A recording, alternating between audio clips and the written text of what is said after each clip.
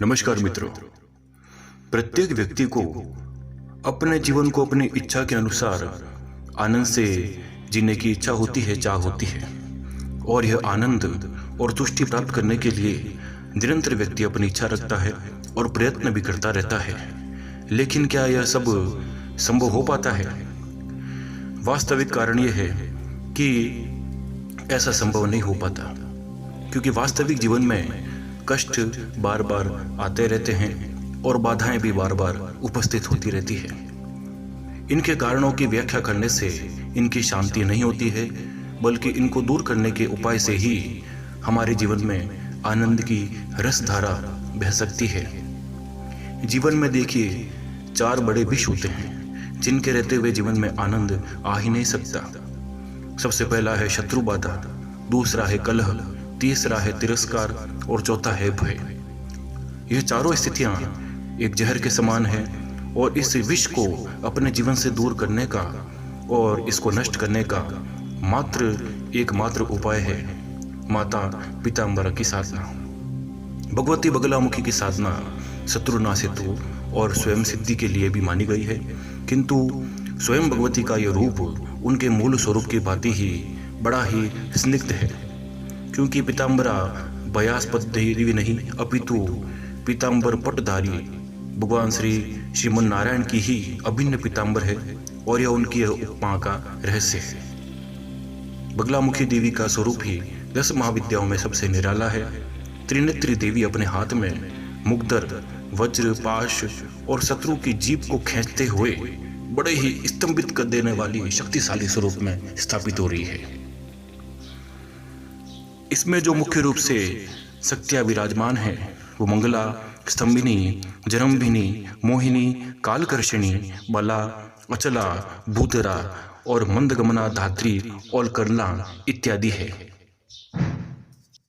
यह तीव्र विद्या अपने विशेष उद्देश्य की पूर्ति हेतु की जानी चाहिए और अपने गुरु के ही मार्गदर्शन में, गुरु से ही साधन सामग्री और गुरु का आशीर्वाद और गुरु के निर्देश के अनुसार ही इस साधना को किया जाना चाहिए।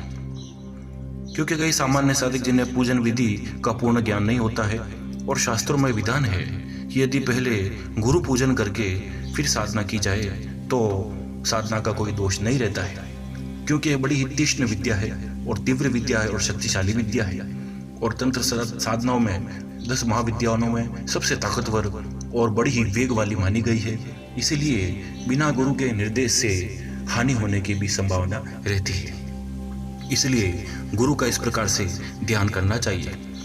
ओम अखंड मंडलाकारम व्याप्तम येन चराचरम तत्पदम दक्षितम येन तस्मै श्री गुरुवे नमः। इसके पश्चात अपने गुरु के द्वारा दिए गए सारस्वती मंत्र का जप करें, तत्पश्चात ही आप ये साधना आरंभ करें।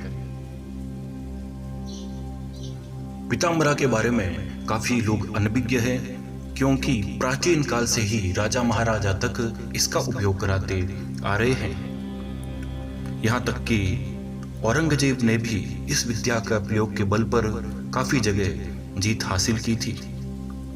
हिंदू शासकों में चंद्रगुप्त, विक्रमादित्य और समुद्रगुप्त ने भी बगलामुखी पीताम्बरा की सहायता से अपने शत्रुओं पर विजयश्री हासिल की थी।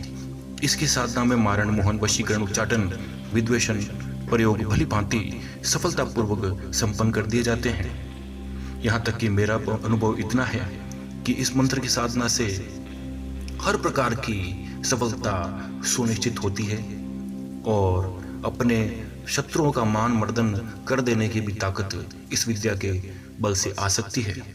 परंतु भूल करके भी सामान्य व्यक्ति को इस प्रकार की साधना में बैठना नहीं चाहिए। अपने गुरु के निर्देश के अनुसार ही कार्य करना चाहिए, क्योंकि यह साधना एक तीक्ष्ण, एक बड़े हथियार के समान है।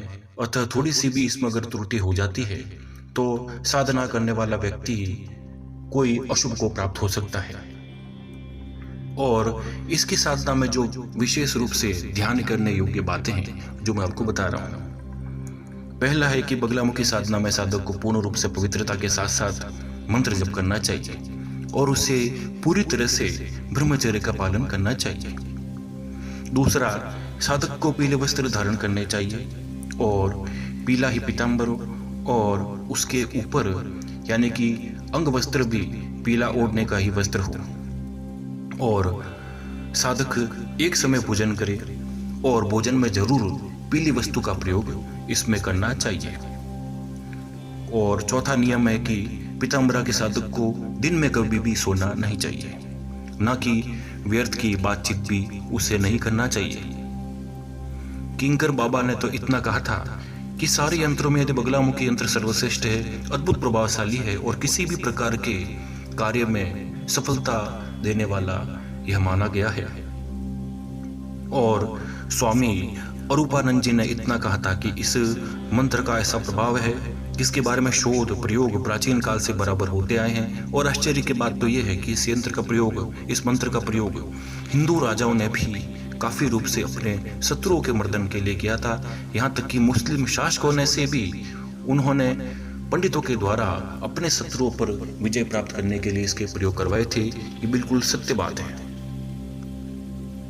इसकी साधना में साधक को इसका यंत्र स्थापित करना चाहिए और गुटिका स्थापित करनी चाहिए। तत्पश्चात इसकी साधना आरंभ करनी चाहिए।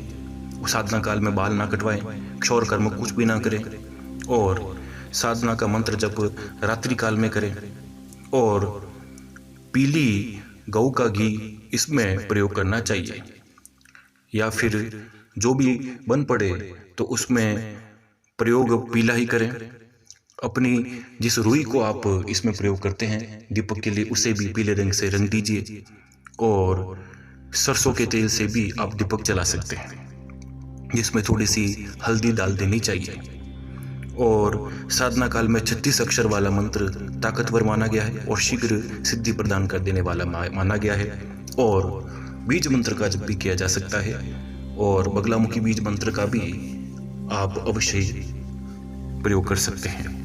साधना अगर के एकांत कमरे में हो, या किसी देवी के मंदिर में हो, या किसी पर्वत शिखर पर गुप्त स्थान में, शिवालय में, या अपने गुरु के समीप बैठ करके साधना की जा सकती है।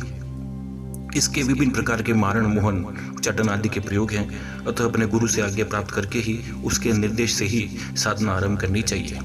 इसे सिद्ध विद्या कहा गया है। इसके प्रभाव से तुरंत ही दृष्टिगोचर होते हैं, अतः सावधानी के साथ ही इसका प्रयोग हमें करना चाहिए। इसकी साधना में हराम बीज से ही सब प्रकार के हृदय न्यास, कर न्यास, अंग न्यास करने चाहिए। तत्पश्चात ही हमें बीज मंत्र का सबसे सर्वप्रथम जप करना चाहिए। बीज मंत्र का जप करने से पहले पीताम्बरा देवी का ध्यान करना आवश्यक होता है, जो कि इस प्रकार है। ओम सौवर्णा मन संस्थिताम त्रिनयनाम पीताम शुक्लसिनीम हेमाभांग रुचे शशांक मुकुटाम सच्चंपगस्त्रुगिताम हस्तेर मुदगर पास वज्ररसना संबिभृते भूषणे व्याप्तांगे बगलामुखी त्रिजगताम सस्तमिनो चिंतयेत्। ओम जिह्वाग्रमादाय कर्ण देवीं वामेन शत्रून् परिपीडयन्तीं गदाभिघातेन च दक्षिणेन पीताम्बराढ्यां द्विभुजां नमामि। आवाहनं न जानामि विसर्जनं पूजा चैव न जानामि क्षमतां परमेश्वरी। तत्पश्चात इसके बीज मंत्र का आप कम से कम 2 घंटा अवश्य जप करें। बीज मंत्र इसका इस प्रकार है। हलरीम, दोबारा सुने, हलरीम। इसमें ह का भी पूरा प्रयोग नहीं होगा, ल का भी पूरा प्रयोग नहीं होगा, दोनों का मिश्रित बनकर के ई की मात्रा से इसके मंत्र का जप होगा, और ये मंत्र इस प्रकार से बोला जाएगा। तो शुद्ध उच्चारण इसके मंत्र में जरूरी है, और विशेष प्रयोग हेतु इसके दूसरे भी मंत्र दिए गए हैं, जो कि मैं आपको बता रहा हूं।